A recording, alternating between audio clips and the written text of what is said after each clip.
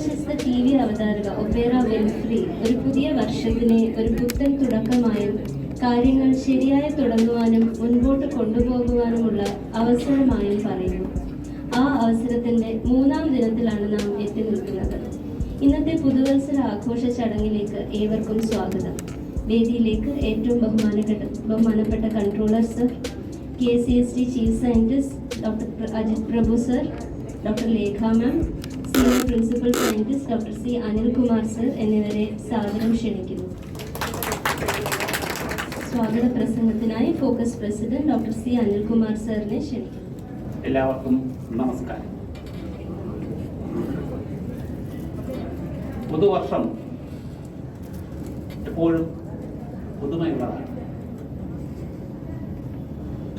ഒരു വയസ്സ് കൂടി നമ്മുടെ ജീവിതത്തിൽ കൂടി എന്നുള്ളതൊഴിച്ചാൽ എല്ലാവർക്കും പ്രതീക്ഷയുടെ വർഷമാണ് പുതുവർഷം, പ്രത്യേകിച്ചും യുവാക്കൾക്ക്.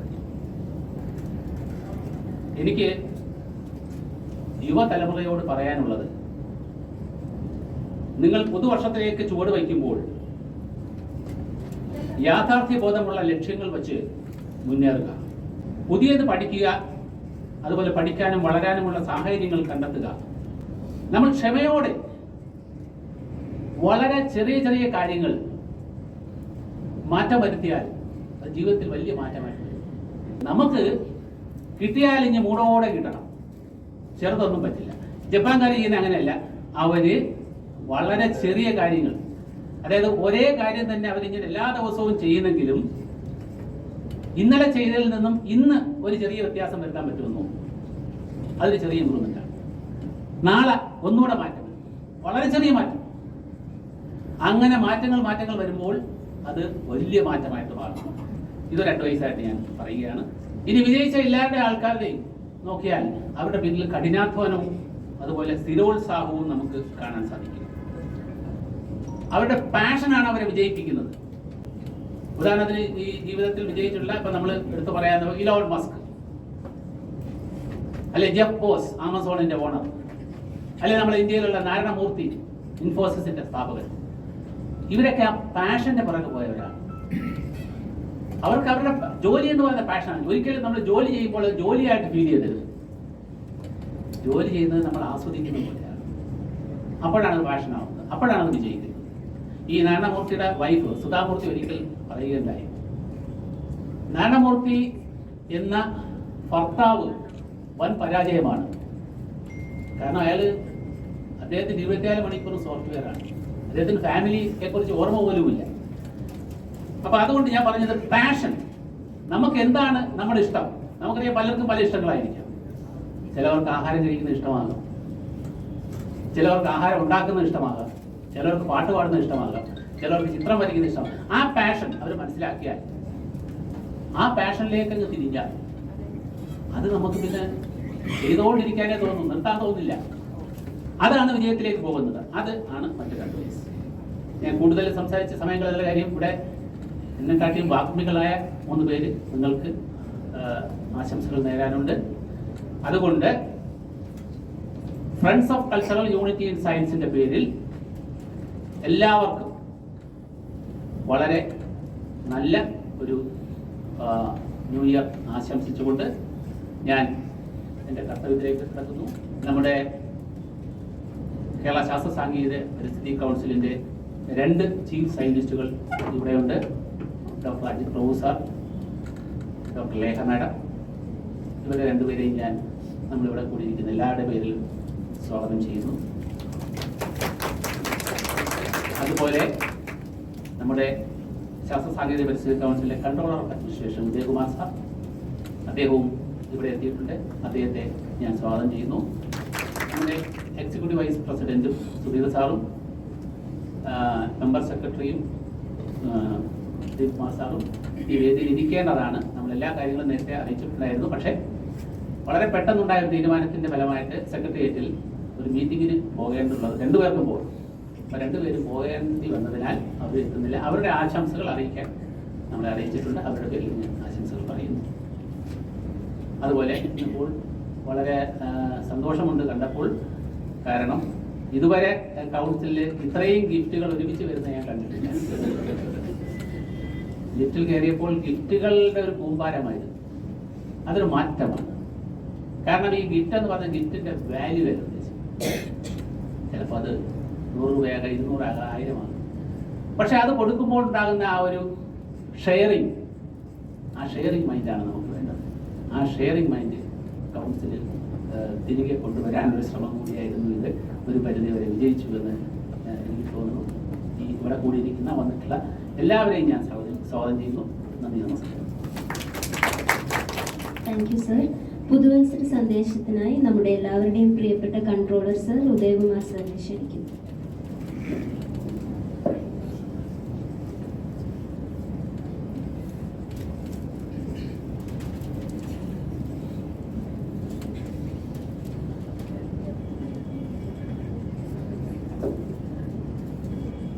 വേദിയിലിരിക്കുന്ന 2 ചീഫ് സയന്റിസ്റ്റുമാർ, ഫോക്കസിന്റെ അതികായനായ ഭാരവാഹിയായിട്ടുള്ള ഡോക്ടർ സി അനിൽകുമാർ, സദസ്സിലിരിക്കുന്ന പ്രിയപ്പെട്ടവർ,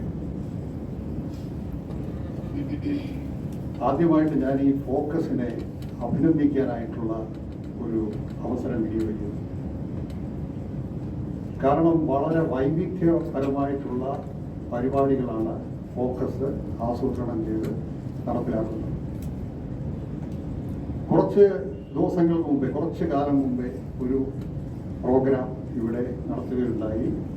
പക്ഷെ ദുർഭാഗ്യവശാൽ എനിക്കതിൽ ഭാഗമാക്കാൻ കഴിഞ്ഞില്ല.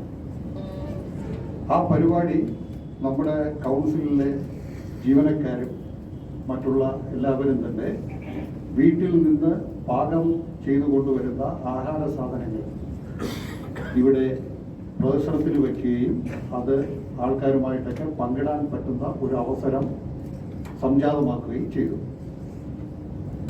നിർഭാഗ്യവശാൽ ഞാൻ ഒന്നുകൂടെ ഊന്നി പറയുന്നു, എനിക്ക് ആ പരിപാടിക്ക് പങ്കെടുക്കാൻ കഴിഞ്ഞില്ല. അത്യധികം ഖേദമുണ്ട് എനിക്ക് ആ പരിപാടിയിൽ പങ്കെടുക്കാൻ കഴിയാത്തത്. ഉച്ചയ്ക്ക് ശേഷമാണ് ഞാൻ അന്ന് ഓഫീസിൽ എനിക്ക് വരാൻ കഴിഞ്ഞത്.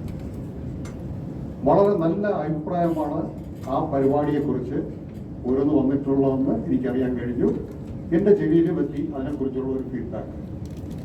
അപ്പോൾ അത്തരത്തിൽ വൈവിധ്യപരമായിട്ടുള്ള പരിപാടികൾ ഇനിയും ഈ ഫോക്കസിൽ ആസൂത്രണം ചെയ്ത് നടപ്പിലാക്കാൻ കഴിയട്ടെ എന്ന് ആത്മാർത്ഥമായിട്ട് ആശംസിക്കുന്നു. അപ്പോൾ ഇവിടെ സ്വാഗത പ്രാസംഗികൻ പറഞ്ഞതുപോലെ 2023 എന്ന വർഷം അപ്രസക്തമായി കഴിഞ്ഞു. 2024 സമാഗതമായി. ഒരു പിടി പ്രതീക്ഷകളും ആഹ്ലാദ നിർഭരമായിട്ടുള്ള ആ നിമിഷങ്ങളും മനസ്സിലേറ്റിക്കൊണ്ട് ലോകമാകെ പുതുവർഷം ആഘോഷിക്കുന്നു. നമ്മുടെ ഈ കൗൺസിലിലെ ഈ കുടുംബവും ഏകദേശം 100ഓളം പേരാണ് കൗൺസിലിൽ മൊത്തമായിട്ടുള്ളതെന്നുള്ളതാണ് എൻ്റെ അറിവ്. അവരും നമ്മളും ഈ പുതുവർഷം ആഘോഷിക്കാനായിട്ട് ഇവിടെ സന്നിഹിതരായിരിക്കുകയാണ്. അപ്പോൾ എനിക്ക് വേദിയിലോട്ട് സദസ്സിലോട്ട് നോക്കുമ്പോൾ നേരത്തെ ശ്രീ അനിൽകുമാർ പറഞ്ഞതുപോലെ ആഹ്ലാദദായകമായിട്ടുള്ള ഒരു നിമിഷം എന്നിലുണ്ടാകുന്നു. മനസ്സ് വളരെ സന്തോഷനിർഭരമാകുന്നു. കാരണം എന്ന് പറഞ്ഞു കഴിഞ്ഞാൽ നമ്മുടെ കൗൺസിലിൽ അംഗസംഖ്യയിൽ സ്ത്രീകളാണ് കൂടുതൽ. ഇപ്പൊ നമുക്ക് ഈ സദസ്സിലോട്ട് നോക്കിയാൽ തന്നെ മനസ്സിലാകും, സ്ത്രീകളുടെ ബാഹുല്യമാണ് കൗൺസിൽ. ശാസ്ത്രജ്ഞ സമൂഹം എടുത്ത് പരിശോധിച്ചു കഴിഞ്ഞാൽ ചുരുക്കം ചില പുരുഷ കേസരികളുണ്ട് അവിടെ. ബാക്കിയുള്ളതെല്ലാം സ്ത്രീജനങ്ങളാണ്. എൻ്റെ അഭിപ്രായത്തിൽ, സത്യസന്ധമായ അഭിപ്രായമേ ഞാൻ പറയുള്ളൂ, സത്യസന്ധമായിട്ട് ഞാൻ പറയുന്നു, ഈ കൗൺസിലിന്റെ ഐശ്വര്യത്തിന് നിദാനം ഇവിടുത്തെ സ്ത്രീകളാണ്. മനോഹരമായിട്ടുള്ള ആ മുഖങ്ങളിലൊക്കെ നോക്കിക്കഴിഞ്ഞാൽ, ഞാൻ ഈ ആദ്യമായിട്ട് ഈ കൗൺസിലിൽ വന്നപ്പോഴും ഞാൻ ശ്രദ്ധിച്ച ഒരു സംഭവം ഇതാണ്. കൗൺസിലിന്റെ മജോറിറ്റി ആയിട്ടുള്ള അംഗങ്ങൾ സ്ത്രീകളാണ്. ആ സ്ത്രീകളുടേതായിട്ടുള്ള ഒരു പരിവേഷം കൗൺസിലിനുണ്ട്. കൗൺസിലിന്റെ ഐശ്വര്യത്തിന്, സർവ്വ ഐശ്വര്യത്തിനും കാരണം സ്ത്രീകളാണ്. നമ്മൾ കുടുംബത്തിലൊക്കെ പറയുന്നതാണ്, കുടുംബത്തിന്റെ ഐശ്വര്യം ഒരു പെൺകുട്ടിയാണെന്ന് പറയും. സത്യം പറഞ്ഞാൽ കറക്റ്റാണ്. എനിക്ക് 2 ആൺകുട്ടികളാണുള്ളത്. ആ ഒരു പെൺകുട്ടിയുടെ വില ഞാൻ മനസ്സിലാക്കുന്നു. അത് ഉൾക്കൊണ്ടുകൊണ്ടാണ് ഈ അഭിപ്രായം ഞാൻ പറഞ്ഞത്. ഒരു കുടുംബമായാൽ ഒരു പെൺകുട്ടി വേണം. കുടുംബത്തിന്റെ നിലവിളക്കാണ് പെൺകുട്ടി. പക്ഷെ ഇവിടെ ഇരിക്കുന്ന ഈ സ്ത്രീ സമൂഹം അവരുടെ പൂർവ്വകാലത്തെക്കുറിച്ച് ഒന്ന് അറിയുന്നത് നന്നായിരുന്നു. ഇന്ത്യൻ സംസ്കാരം എടുത്ത് പരിശോധിച്ചു കഴിഞ്ഞാൽ സ്ത്രീകളുടെ ഒരു പൂർവ്വകാലം ഉണ്ടായിരുന്നു, ഒരു പൂർവ്വ ചരിത്രം. മനുവിന്റെ കാലത്തുള്ള ചരിത്രം. മനുസ്മൃതി ആരെങ്കിലും വായിച്ചിട്ടുണ്ടോ എന്നുള്ളത് എനിക്ക് അറിഞ്ഞില്ല. പക്ഷെ മനുസ്മൃതി വായിക്കേണ്ടതാണ്. സ്മൃതികളിൽ പ്രധാനപ്പെട്ടതാണ് ഈ മനുസ്മൃതി എന്ന് പറയുന്നത്. മനുവിന്റെ കാലത്ത് മനുവിന്റെ സ്മൃതിയായിരുന്നു അന്നത്തെ നിയമവ്യവസ്ഥിതി. ആ മനുസ്മൃതിയിൽ ചില കാര്യങ്ങൾ എഴുതി വെച്ചിട്ടുണ്ട്. അത് നിങ്ങൾ അറിയണം. സ്ത്രീ സമൂഹം ഒരു സാമൂഹ്യ പരിഷ്കരണത്തിന്റെ ഭാഗമായി ഇന്ന് ഈ നിലയിൽ എത്തി നിൽക്കുന്നു. നിങ്ങളിതാ ഇവിടെ ഇരിക്കുന്നു. പക്ഷെ നിങ്ങൾക്ക് ഒരു പൂർവ്വകാല ചരിത്രമുണ്ട്. അതാണ് ഈ മനുസ്മൃതിയിൽ രേഖപ്പെടുത്തി വെച്ചിരിക്കുന്നത്. ഞാൻ സെക്രട്ടേറിയറ്റിൽ ഉണ്ടായിരുന്നപ്പോൾ ഒരു ദിവസം രാവിലെ ഉദ്ദേശം 11 മണിക്ക്, അത് നമ്മുടെ അവിടുത്തെ ഒരു ശീലമാണ്. രാവിലെ ഒരു 11 മണിക്ക്, ഒരു 8:30, 8:45 മണിക്ക് ഞാൻ ഓഫീസിലെത്തുമായിരുന്നു. ജോലിഭാരം കൂടുതലുണ്ട്. ആഭ്യന്തര വകുപ്പായിരുന്നു. DYSP അതിൻ്റെ എബോവുള്ള ഓഫീസേഴ്സിൻ്റെ ഡിസിപ്ലിനറി ആക്ഷനും എസ്റ്റാബ്ലിഷ്മെൻറ്റുമായിരുന്നു ഞാൻ ഡീൽ ചെയ്തിരുന്നത് 8 വർഷം. ജോലിഭാരം കൂടുതലായതുകൊണ്ട് തന്നെ ഒരു 8:45, രാവിലെ 8:45 മണിക്ക് ഞാൻ ഓഫീസിലെത്തും. കുറേയൊക്കെ ജോലി ചെയ്യുമ്പോൾ മാനസികമായിട്ട് ശാരീരികവുമായിട്ട് ഒരു ക്ഷീണം അനുഭവപ്പെടുമ്പോൾ പതുക്കെ അവിടെ നിന്നിറങ്ങി ഒരു ചായ കുടിക്കാനായിട്ട് പുറത്തിറങ്ങി. അവിടെ ക്യാൻറ്റീനുണ്ട്, കോഫി ഹൗസ് ഉണ്ട്. എന്നിരുന്നാലും ഈ ചായ കുടിക്കുന്നതിൻ്റെ ഭാഗമായിട്ട് കുറച്ച് കാഴ്ചകളൊക്കെ കാണുന്നതിന് വേണ്ടി സെക്രട്ടേറിയറ്റിൻ്റെ പുറത്ത് അരുൾ ജ്യോതി എന്ന് പറയുന്ന ഒരു വെജിറ്റേറിയൻ റെസ്റ്റോറൻ്റ് ഉണ്ട്. അങ്ങോട്ട് പോകും. കൂടെ കൂട്ടുകാരും കാണും. ഒരു ദിവസം അങ്ങനെ പോകുന്ന വേളയിൽ ഒരു പ്രകടനം സെക്രട്ടേറിയറ്റിലേക്ക് വരുന്നത് കണ്ടു. ആ പ്രകടനത്തിൽ മുഴുവനായും സ്ത്രീകളായിരുന്നു. സ്ത്രീകളാൽ നയിക്കപ്പെടുന്ന വലിയ ഒരു സ്ത്രീ സമൂഹം അടങ്ങിയിട്ടുള്ള ഒരു പ്രകടനം. എനിക്ക് എൻ്റെ ഓർമ്മ ശരിയാണെങ്കിൽ ആ പ്രകടനം നയിച്ചിരുന്നത് സ്ത്രീ വിമോചക പ്രവർത്തകയായിട്ടുള്ള ബിന്ദു അമ്മിണി എന്ന് പറയുന്ന ഒരു സ്ത്രീ ആയിരുന്നു എന്നുള്ളതാണ് എൻ്റെ ഓർമ്മ. ശബരിമലയിലൊക്കെ കടന്നു കയറിയവരാണ് ബിന്ദു അമ്മിണി. എൻ്റെ മനസ്സിലുള്ള ഒരു ക്യൂരിയോസിറ്റിയുടെ അടിസ്ഥാനത്തിൽ ഞാൻ ഈ സ്ത്രീകളെയും പ്രകടനത്തേക്ക് കണ്ടപ്പോൾ അവരെ ഫോളോ ചെയ്തു. തെറ്റിദ്ധരിക്കേണ്ട, വേറൊരു ഉദ്ദേശമില്ലായിരുന്നു. എന്താണെന്ന് അറിയാനുള്ള ഒരു ആകാംക്ഷ എന്താണെന്നുള്ളത്. നേരെ ഈ പ്രകടനം ചെന്ന് നിന്നത് സെക്രട്ടറിയിലെ സമര ഗേറ്റിന്റെ മുമ്പേ ആയിരുന്നു ഈ പ്രകടനം ചെന്ന് നിന്നത്. എന്നിട്ട് അവിടെ ഈ പിന്നെ സ്ത്രീ ഒരു പ്രസംഗമൊക്കെ നടത്തി. പ്രസംഗം എന്താണെന്ന് കേട്ടില്ല, മൈക്കൊന്നും ഇല്ലായിരുന്നു അവർക്ക്. ഞാനിനി ഏറ്റവും ബാക്കിൽ നിൽക്കാൻ, സ്ത്രീകളുടെ ഇടയിൽ നിൽക്കാൻ പറ്റില്ല, അതുകൊണ്ട് പ്രസംഗമൊന്നും നേരെ കേട്ടില്ല. പക്ഷേ പ്രസംഗത്തിന്റെ അവസാനം അവർ ഒരു ബുക്ക് സഞ്ചിയിൽ നിന്ന് എടുത്തിട്ട് അതിന് തീ കൊടുത്തു. പ്രതിഷേധം രേഖപ്പെടുത്തിയതാണ്. ആ ബുക്കിനെ കത്തിച്ചുകൊണ്ട് പ്രതിഷേധം രേഖപ്പെടുത്തിയതാണ് ആ സ്ത്രീ അവിടെ ചെയ്തത്. സ്ത്രീ അവരുടെ നേതാവാണ്. ആരെന്നറിഞ്ഞൂടാ, ബിന്ദു അമ്മിണി എനിക്ക് സംശയമുണ്ട്. മനസ്സിന്റെ ഒരു ആകാംക്ഷ. ഞാൻ ഇതില് ഒരു അവിടെ നിന്ന പോലീസുകാരുടെ അടുത്തും ആഭ്യന്തര വകുപ്പാനുണ്ട്, പോലീസ് ഓഫീസേഴ്സിനെ എല്ലാം നമുക്കറിയാം. കണ്ടോൺമെന്റ് AC-യുടെ ഞാൻ ചോദിച്ചു എന്താണ് സംഭവം എന്ന് ചോദിച്ചു. അപ്പോൾ പറഞ്ഞു, സാറേ ഇവര് സ്ത്രീ വിമോചക ഒരു പ്രവർത്തകയാണ്, അവരുടെ ഒരു പ്രകടനമാണ്, പ്രതിഷേധ പ്രകടനമാണ്. എന്തിന്റെ പ്രതിഷേധം? മനുസ്മൃതിക്കെതിരായിരുന്നു പ്രതിഷേധം. അപ്പൊ അതുവരെ മനുസ്മൃതിയെ കുറിച്ച് കേട്ടറിവ് മാത്രമേ എനിക്കുണ്ടായിരുന്നുള്ളൂ. അതിൽ പ്രതിലോമകരമായിട്ടുള്ള പല സംഭവങ്ങളും ഉണ്ടെന്നുള്ള ഒരു ധാരണ ഉണ്ടായിരുന്നു. എന്താണെന്നുള്ളത് വ്യക്തമായിട്ട് അറിഞ്ഞുകൂടായിരുന്നു. ഞാൻ അവിടുന്ന് അപ്പോഴും തന്നെ അവിടുന്ന് DC ബുക്സിൽ കയറി മനുസ്മൃതിയുടെ ഒരു കോപ്പി വാങ്ങി. വീട്ടിലെ ഒരു ചെറിയ ലൈബ്രറി ഉണ്ട്. അപ്പം അവിടെ കുറച്ച് ബുക്സ് ഒക്കെ ഉണ്ട്, ഫിലോസഫിക്കൽ ബുക്സ്, മോട്ടിവേഷണൽ ബുക്സ് ഒക്കെയാണ് കൂടുതലുള്ളത്. മനുസ്മൃതിയും കൂടെ ഞാൻ വാങ്ങി വെച്ചു. മനുസ്മൃതി ഞാൻ വായിച്ചു. എന്റെ പൊന്നു സുഹൃത്തുക്കളെ, ഞാൻ ഞെട്ടിപ്പോയി. മനുസ്മൃതിയിലെ 5-ാം അധ്യായം സ്ത്രീധർമ്മം. അതാണ് ഞാൻ നേരത്തെ നിങ്ങളടുത്ത് പറഞ്ഞത്. നിങ്ങൾ ഉൾപ്പെടുന്ന ഒരു സമൂഹം ഇത് അറിഞ്ഞിരിക്കേണ്ടതാണ്. ഇവിടെ സ്ത്രീകൾ കൂടുതൽ ആയതുകൊണ്ടാണ് ഞാൻ ഇത് പറഞ്ഞത്. ഭൂതകാലം നമ്മൾ എപ്പോഴും അറിഞ്ഞിരിക്കണം. കാര്യം ഭൂതകാലമാണ് വർത്തമാനകാലത്തിൻ്റെയും ഭാവിയുടെയും ചവിട്ടുപടികൾ. നമ്മൾ സ്കൂളുകളിലും കോളേജുകളിലും പാഠ്യപദ്ധതിയിൽ ചരിത്രത്തെ നമ്മൾ മാറ്റി നിർത്തുന്ന ഒരു സമീപനമുണ്ട്. ചരിത്രാധ്യയനത്തിന് നമ്മൾ കൂടുതൽ പ്രാധാന്യമൊന്നും കൊടുക്കില്ല. നിങ്ങളെപ്പോലെ സയൻസിനൊക്കെയാണ് നമ്മൾ കൂടുതൽ പ്രാധാന്യം കൊടുക്കുന്നത്. പക്ഷെ സയൻസ് മാത്രമല്ല, ചരിത്രത്തിനും സമൂഹത്തിൽ അതിൻ്റെതായിട്ടുള്ള ഒരു റോളുണ്ട്.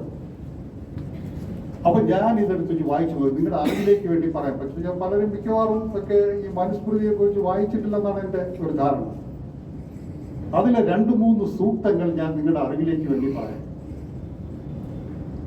സൂക്തം നമ്പർ 1 മനുസ്മൃതിയിൽ അടങ്ങിയിരുന്നതാണ്. ഞാൻ വായിച്ച് ഞെട്ടിപ്പോയ സംഭവങ്ങളാണ് ഞാൻ പറയുന്നത്. സൂക്തം 1 പറയുന്നത്, ബാലയായാലും യുവതിയായാലും വൃദ്ധയായാലും സ്ത്രീ സ്വഗൃഹത്തിൽ പോലും ഏതൊരു കാര്യവും ഭർത്താവിൻ്റെയോ പിതാവിൻ്റെയോ തീരുമാനത്തിന്റെ അടിസ്ഥാനത്തിൽ മാത്രമേ എടുക്കാൻ പാടുള്ളൂ. സ്ത്രീ ഒരിക്കലും സ്വതന്ത്രയായി പെരുമാറരുത്. സൂക്തം നമ്പർ 1 പറയുന്നതാണ്. 2ാമത്തെ സൂക്തം, ബാല്യത്തിൽ സ്ത്രീ പിതാവിൻ്റെയും യൗവനത്തിൽ ഭർത്താവിൻ്റെയും ഭർത്താവ് മരണപ്പെട്ടാൽ പുത്രന്മാരുടെയും അധീനതയിൽ വർത്തിക്കണം. ഒരിക്കലും സ്ത്രീ സ്വതന്ത്രയായി പെരുമാറരുത്. ഈ 2 സൂക്തങ്ങൾ പരിശോധിച്ചാൽ തന്നെ നിങ്ങൾക്ക് മനസ്സിലാകും. സ്ത്രീയുടെ കാലുകളും കൈകളും കൂറ്റുവിലഞ്ഞിട്ടിരിക്കുകയായിരുന്നു അന്ന്. സ്ത്രീക്ക് സ്വന്തമായി ഒരു അസ്തിത്വമില്ലായിരുന്നു. ഇനി അടുത്തൊരു സൂക്തം, എല്ലാം പറയുന്നില്ല, ഒരുപാടുണ്ട്. മനു എഴുതി ഇങ്ങനെ വെച്ചിട്ടുണ്ട്. സംഭവം ഒരുപാടുണ്ട്. അതിൽ പ്രധാനപ്പെട്ടത് എനിക്ക് വളരെ കരളിലിരിക്കുന്നു തോന്നിയതായിട്ടുള്ള ചില സൂക്തങ്ങളെ ഞാനിവിടെ ഉദ്ധരിക്കുന്നു. അടുത്ത സൂക്തം പറയുന്നത്, സദാചാരഹീനനും പരസ്ത്രീ ഗമനത്തിൽ താല്പര്യമുള്ളവനും വിദ്യാദി ഗുണശൂന്യനായാലും തന്റെ ഭർത്താവിനെ സ്ത്രീ ദേവനെ പോലെ ആരാധിക്കണം എന്നാണ് പറയുന്നത്. അപ്പോൾ ഒരു കാശിനും കൊള്ളാത്തവൻ, വേലി ചാടുന്നവൻ, എങ്ങനെയൊക്കെ ആയിരുന്നാലും സ്ത്രീ അവനെ ദേവനെ പോലെ ആരാധിക്കണമെന്നാണ് മനു എഴുതി വെച്ചിരിക്കുന്നത്. ഈ മനുവിന്റെ സൂക്തങ്ങൾ അന്ന് നിയമമായിരുന്നു, നമ്മൾ മനസ്സിലാക്കേണ്ടതാണ്. അടുത്തത് എനിക്ക് കുറച്ച് അത് ഇഷ്ടപ്പെട്ട ഒരു സൂക്തമാണ്.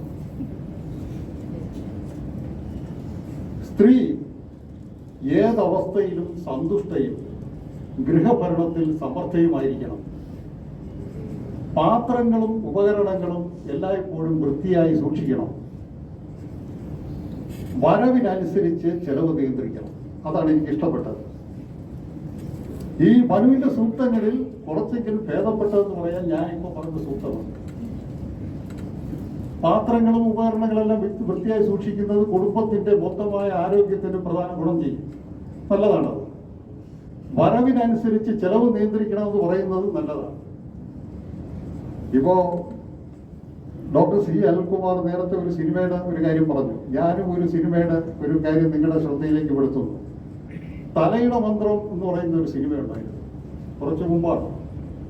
അതിൽ ഉർവശിയും ശ്രീനിവാസനും ഒക്കെയാണ് കഥാപാത്രങ്ങൾ. അതില് ഉർവശിയുടെ ആ കുടുംബത്തിലുള്ള വരവിനനുസരിച്ചുള്ള ചിലവ് നിയന്ത്രണം നടക്കാത്തത് കൊണ്ട് ആ കുടുംബം ഒരു പ്രതിസന്ധിയിലായ കഥയാണ് അതിൽ തലയുടെ മന്ത്രത്തിൽ പറയുന്നത്. അപ്പൊ എന്തുകൊണ്ട് ഈ സൂക്തം എനിക്ക് ഇഷ്ടപ്പെട്ടത് നല്ലതാണ്. അവസാനമായിട്ട് ഒരു സൂക്തം കൂടെ പറയാം. അതിൽ പറയുന്നത്, അത് കുറച്ച് ഗ്രാവിറ്റി കൂടിയതാണ്. പരപുരുഷ സംയോഗം ചെയ്യുന്ന സ്ത്രീ ഇഹലോകത്തിൽ നിന്ദിതയായി തീരും പറയുന്നതാണ്. കുഷ്ഠാദി പാപരോഗങ്ങൾ അവളെ ബാധിക്കും. മരണശേഷം അവൾ ശൃഗാല ജോനിയിൽ ജനിക്കും. ഇതാണ് പറയുന്നത്. അപ്പോൾ ഇതിന് തൊട്ടു മുമ്പേ ഞാൻ ഉദ്ധരിച്ച ആ സൂക്തത്തിൽ പരസ്ത്രീയിൽ ആസക്തനായിട്ടുള്ള ഭർത്താവിനെ ദേവനെ പോലെ ആരാധിക്കണമെന്ന് പറയുന്നു. അടുത്ത സൂക്തത്തിൽ പറയുന്ന പരപുരുഷ സംയോഗം നടത്തുന്ന സ്ത്രീ ഇഹലോകത്തിൽ നിന്ദിതയായി തീരും, കുഷ്ഠാദി പാപരോഗങ്ങൾ ബാധിക്കുമെന്നാണ് പറയുന്നത്. കുഷ്ഠമെന്ന് പറഞ്ഞാൽ നമുക്കറിയാം, ലെപ്രസി, അതാണ് കുഷ്ഠം.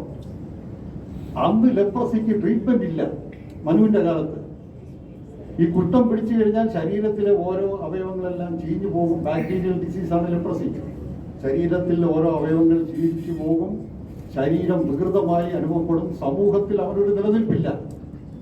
അപ്പൊ അത്തരം കാര്യങ്ങൾ പ്രകോപനപരമായി പറഞ്ഞ് സ്ത്രീയെ മുഖ്യധാരയിൽ നിന്ന് മാറ്റി നിർത്തുന്ന ഒരു സമീപനം സ്വീകരിച്ച ഒരു വ്യവസ്ഥയിൽ നിന്നാണ് ഒരു ഫീനിക്സ് പക്ഷിയെ പോലെ ഉയർത്തെഴുന്നേറ്റ് നിങ്ങളിതാ ഇപ്പോൾ ഇവിടെ ഫ്രണ്ടിയിരിക്കുന്നത്.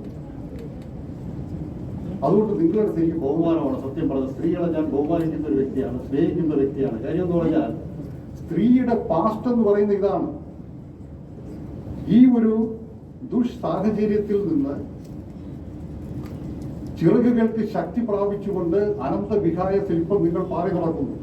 സംഭവം എന്ന് പറഞ്ഞു കഴിഞ്ഞാൽ നമ്മൾ ഒരു പുതുയുഗത്തിലേക്ക് നമ്മൾ കാലെടുത്ത് വയ്ക്കുന്നു. ഞാൻ നേരത്തെ പറഞ്ഞ പോലെ 2024 സമൃദ്ധിയുടെ ഒരു പരിവേഷവുമായിട്ട് രംഗത്ത് വരണമെന്നുള്ളതാണ് നമ്മളെല്ലാവരും ആഗ്രഹിക്കുന്നത്. നമ്മുടെ ആഗ്രഹങ്ങളൊന്നും എപ്പോഴും നടക്കണമെന്നില്ല. യഥാർത്ഥത്തിൽ ഒരുപാട് പ്രതിലോമകരമായിട്ടുള്ള സാഹചര്യങ്ങൾ നമ്മൾ നേരിടേണ്ടി വരും ജീവിതത്തിൽ. പക്ഷെ എനിക്ക് പറയാനുള്ളത് ഈ പ്രതിലോമകരമായിട്ടുള്ള സാഹചര്യങ്ങളെ നമ്മൾ അതിജീവിക്കണം. അതിലാണ് നമ്മുടെ കരുത്ത്. ഒരാളിന്റെ എക്സാമ്പിൾ ഞാൻ പറയാം. അതിൽ ഈ സംഭവങ്ങളൊന്നുമില്ല, അതുകൊണ്ട് കുഴപ്പമില്ല. ഇദ്ദേഹത്തിന്റെ പേര് പറയുന്നില്ല, അവസാനം നിങ്ങൾക്ക് ഈ പേര് മനസ്സിലാവും. ചരിത്രത്തിന്റെ ഇടനാഴിയിൽ തന്റെ സ്വരൂപം വളരെ ഭംഗിയായി കുറിച്ചു വെച്ച ഒരു വ്യക്തിയുടെ കാര്യമാണ് ഞാൻ ഈ പറയുന്നത്. നമ്മുടെ ജീവിതം ഒരു പ്രതിസന്ധിയിലാകുന്നു എന്ന് നിങ്ങൾക്ക് തോന്നുമ്പോൾ ഈ വ്യക്തിയുടെ ജീവിതത്തിന്റെ നാൾ വഴികൾ എടുത്ത് പരിശോധിച്ചു കഴിഞ്ഞാൽ ഒരു ഊർജം സംശീകരിക്കാൻ പറ്റും നമുക്ക്. അതിനുവേണ്ടിയാണ് ഇത് പറയുന്നത്. ഇദ്ദേഹത്തിന്റെ, ഞാൻ ഈ പ്രതിപാദിക്കുന്ന വ്യക്തിയുടെ പേര് ഞാൻ അവസാനം പറയും. അത് ചിലപ്പം നിങ്ങൾക്ക് അതിനു മുമ്പേ തന്നെ ഈ പേര് മനസ്സിലാവും. ഇദ്ദേഹത്തിന്റെ 31ാമത്തെ വയസ്സിൽ ഈ വ്യക്തിയുടെ ഇദ്ദേഹം ഏർപ്പെട്ടിരുന്ന ബിസിനസ്സിൽ വൻ പരാജയം നേരിട്ട് ഇദ്ദേഹം കടക്കാരനായി ഇദ്ദേഹത്തെ പ്രഖ്യാപിച്ചു. 32ാമത്തെ വയസ്സിൽ ഇദ്ദേഹം ഒരു അസംബ്ലി ഇലക്ഷനിൽ മത്സരിച്ചു, പരാജയപ്പെട്ടു. 34ാമത്തെ വയസ്സിൽ ഇദ്ദേഹം വീണ്ടും ബിസിനസ്സിൽ പരാജയപ്പെട്ട് വീണ്ടും കടക്കാരനായിട്ട് പാപ്പരായി പ്രഖ്യാപിക്കപ്പെട്ടു. 36ാമത്തെ വയസ്സിൽ ഇദ്ദേഹത്തിന്റെ പ്രതിശ്രുത വധു മരണപ്പെട്ടു. 38ാമത്തെ വയസ്സിൽ ഇദ്ദേഹത്തിന് മസ്തിഷ്കാഘാതമുണ്ടായി. 43ാമത്തെ വയസ്സിൽ ഇദ്ദേഹം വീണ്ടും അസംബ്ലി ഇലക്ഷനിൽ മത്സരിച്ചു, പരാജയപ്പെട്ടു. 46ാമത്തെ വയസ്സിലും വീണ്ടും ഒരു ഇലക്ഷനിൽ മത്സരിച്ചു, പരാജയപ്പെട്ടു. 48ാമത്തെ വയസ്സിൽ അദ്ദേഹം US കോൺഗ്രസിലേക്ക് മത്സരിച്ചു, പരാജയപ്പെട്ടു. ആരാണെന്ന് മനസ്സിലായി കാണുന്നത്?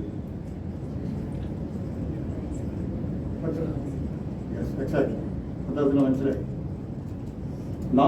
55ാമത്തെ വയസ്സിൽ ഇദ്ദേഹം ഒരു തെരഞ്ഞെടുപ്പിൽ മത്സരിച്ചു, പരാജയപ്പെട്ടു. 56ാമത്തെ വയസ്സിൽ ഇദ്ദേഹം US വൈസ് പ്രസിഡന്റ് സ്ഥാനത്തേക്ക് മത്സരിച്ചു, ഐശ്വര്യമായിട്ട് പരാജയപ്പെട്ടു. 58ാമത്തെ വയസ്സിൽ US സെനറ്റിലേക്ക് മത്സരിച്ചു, പരാജയപ്പെട്ടു. പക്ഷേ 60ാമത്തെ വയസ്സിൽ, കൃത്യമായി പറഞ്ഞാൽ 1860 ഇദ്ദേഹം അമേരിക്കൻ പ്രസിഡന്റായി അവരോധിക്കപ്പെട്ടു. അപ്പോൾ 31ാമത്തെ വയസ്സിൽ ഇദ്ദേഹത്തിന് തുടങ്ങിയ ശനിദശ അദ്ദേഹം പക്ഷെ ജീവിതത്തിൽ പിടിച്ചു നിന്നു. ഇതൊരു ന്യൂ ഇയർ മെസ്സേജാണ്. നമ്മളെല്ലാം ജീവിതത്തിൽ ചിലപ്പോൾ നമുക്ക് ഒരു പരാജയത്തിന്റെ മേഖലയിലേക്ക് നമ്മൾ കൂപ്പുകുത്തും. ചിലപ്പോൾ ജീവിത സാഹചര്യങ്ങൾ നമുക്ക് ഏൽപ്പിച്ചു തരുന്ന ചില കടുത്ത സമ്മർദ്ദങ്ങൾ അതിജീവിക്കാനാവാതെ നമ്മൾ വിഷമിക്കും. അപ്പോഴൊക്കെ ഇത്തരം മഹാന്മാരുടെ ജീവിത വീഥികൾ, ജീവിത വഴിത്താരകളിലേക്ക് നമ്മൾ കടന്നു കഴിഞ്ഞാൽ എവിടെന്നെങ്കിലും നമുക്കൊരു ഊർജം നമ്മൾ സംശയിക്കും, നമ്മുടെ മനസ്സിൽ ആവാഹിച്ച് അതുകൊണ്ട് മുന്നോട്ട് നീങ്ങും. മഹാന്മാരുടെ ആ സ്ഥാനത്ത് അവരോധിക്കപ്പെട്ടത് അവരുടെ ഈ മനസ്സിന്റെ ആർജവം കൊണ്ടാണ്. നമ്മളെപ്പോലെയുള്ള മനുഷ്യജീവികളാണ് അവരൊക്കെ. എന്നിട്ടും അവരൊരു മഹാന്മാരുടെ പദത്തിലേക്ക് ഉയരുകയാണെങ്കിൽ അത് അവര് മനസ്സിൽ ആർജിക്കുന്ന ഒരു ശക്തിയുടെ അനന്തരഫലമാണെന്നുള്ളതാണ് നമ്മൾ മനസ്സിലാക്കേണ്ടത്.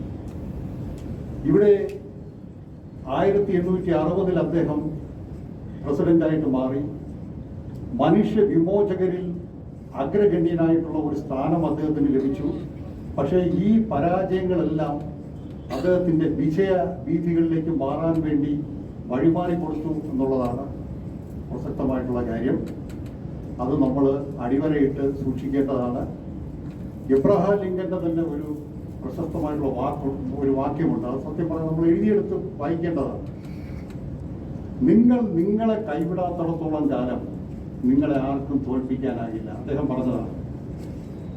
അപ്പം നമ്മുടെ ജയപരാജയങ്ങളെല്ലാം നമ്മുടെ തന്നെ ചെയ്തികളും നമ്മുടെ തന്നെ മാനസികാവസ്ഥയുടെയും അടിസ്ഥാനത്തിലുള്ളതാണെന്നുള്ളതാണ് അടിവരയിട്ട് പറയേണ്ടുന്ന വസ്തുത.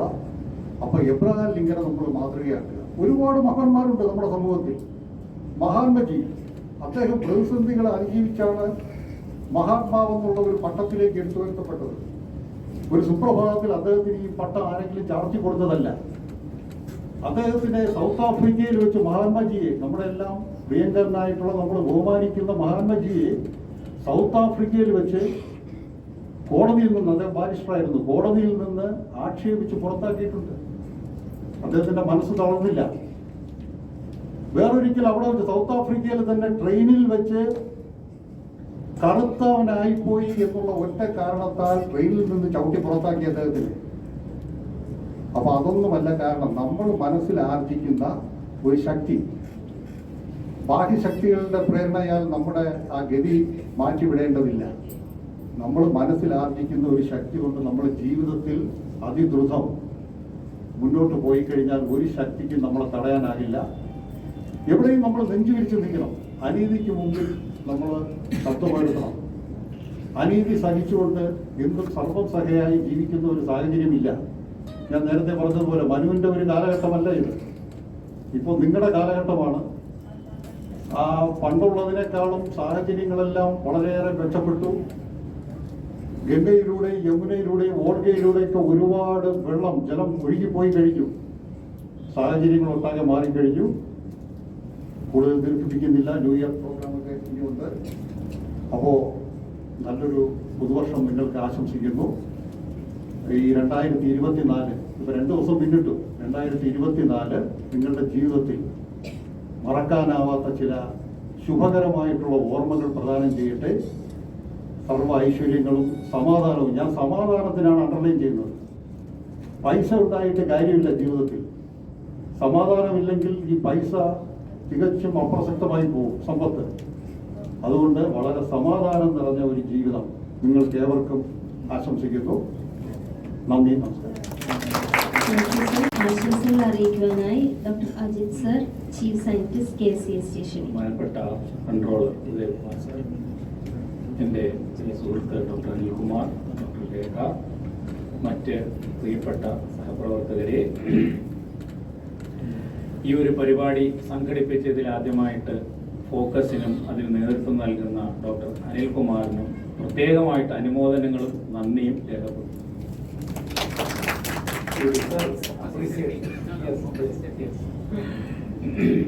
അതിലേറ്റവും വിശേഷപ്പെട്ടത് നേരത്തെ ബഹുമാനപ്പെട്ട കൺട്രോളർ പറഞ്ഞ പോലെ വളരെ യുണീക്കായിട്ടുള്ള പല പദ്ധതികളും ഈ ഒരു ഫോക്കസിന്റെ നേതൃത്വത്തിൽ വരുന്നു എന്നുള്ളത് വലിയൊരു സന്തോഷമുള്ള കാര്യമാണ്. ഞാനും ഡോക്ടർ ഹരിനാരായണനും കൂടെ ഞങ്ങളെ ലിഫ്റ്റിൽ ഇങ്ങനെ വന്നപ്പോഴത്തേനെ കാണുകയായിരുന്നു, ഓരോരുത്തര് ആവേശത്തോടു കൂടി മത്സരിച്ച് ഓരോ പൊതികൾ വളരെ ഭംഗിയായിട്ട് പൊതിഞ്ഞ് കൊണ്ടുവരുന്ന ഒരു കാഴ്ച.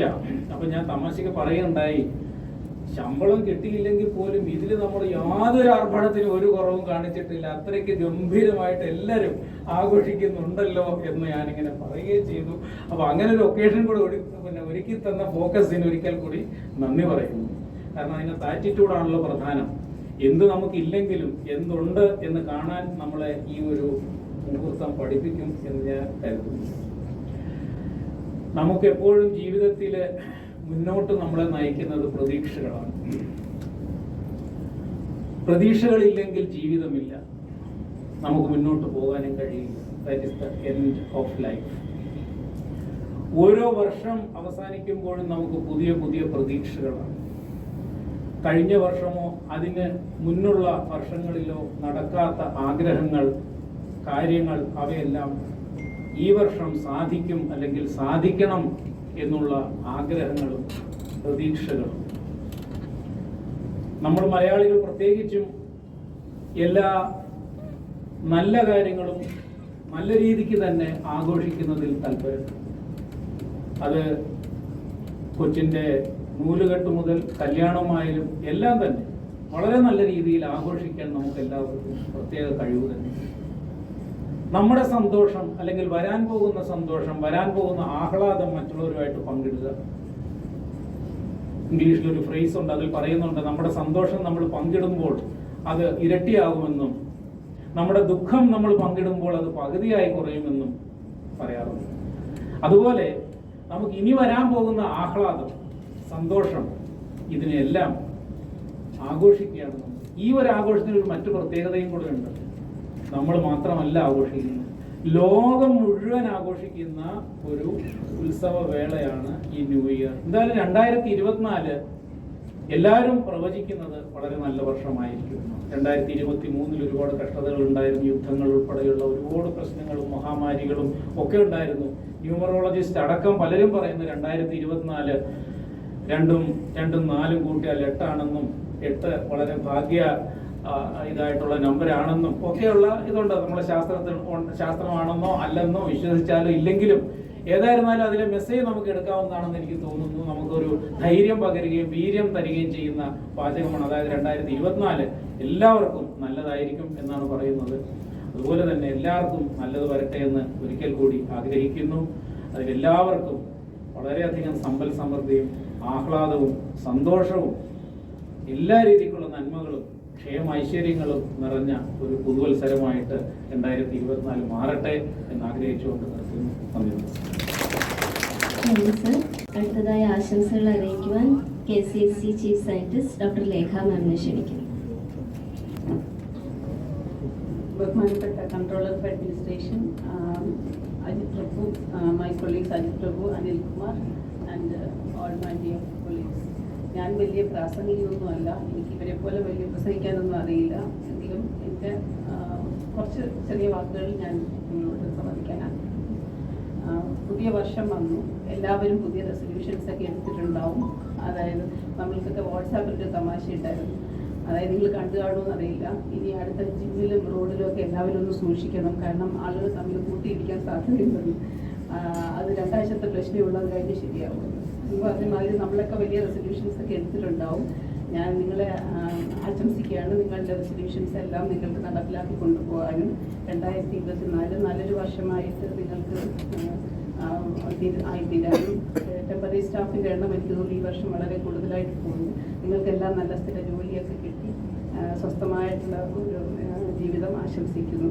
പിന്നെ വേറൊരു കാര്യം സന്തോഷമായിട്ടും പറഞ്ഞ മാതിരി നമ്മുടെ എല്ലാവരും സംസാരിച്ചത് മാതിരി നമ്മൾ ഫസ്റ്റ് ടൈമാണ് ഇത്രയും ഒരു ഔട്ട് ഓഫ് ദ ഒഫീഷ്യൽ അല്ലെങ്കിൽ പ്രൊഫഷണൽ ലെവലിൽ നിന്ന് വിട്ട് ഒരു ഓഡിയലായിട്ട് ഒരു gathering. It is a very good atmosphere. Actually I appreciate doctor Anil for conducting this function like this. And in fact, I was a bit hesitant in the beginning, but later I thought, okay, I should also be a party, because next year when you all celebrate this, myself and Ajit won't be here. So anyway, I wish all of you all the best in the coming new year. May God bless you. Thank you. Thank you.